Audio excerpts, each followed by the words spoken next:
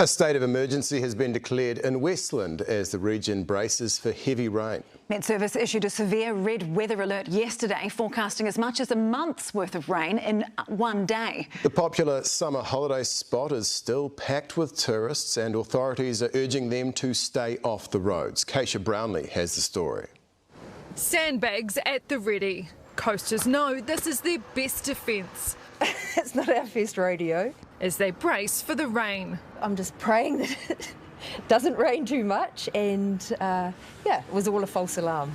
A red weather warning has been in place since 9 o'clock this morning. Well, this is a really significant event. We only issue the red severe weather warnings for the most intense events. We work really closely with regional councils as well.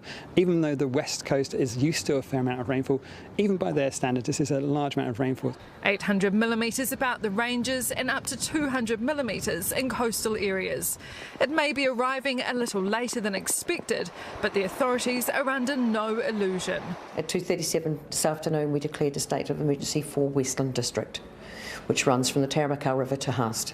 The tourist destination's still full of visitors. We haven't got an exact figure, but we know there's about 1,500 people staying in Franz Josef tonight. We know there's hundreds of people on the roads currently.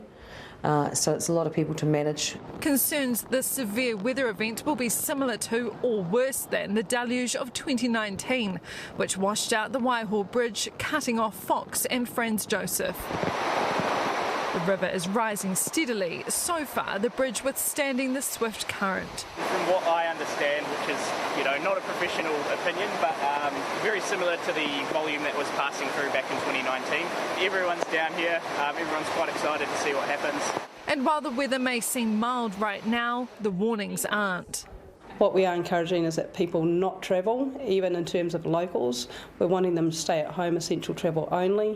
While it's light, you've got an opportunity to get to safety. When it's dark, you will be isolated and the risk goes up. So please get off the roads quickly. Drenched by rain, the cyclist is rethinking his route. I took the alternate routes, but I do need to check and decide what I'm doing tomorrow. The calm before the storm that's about to hit.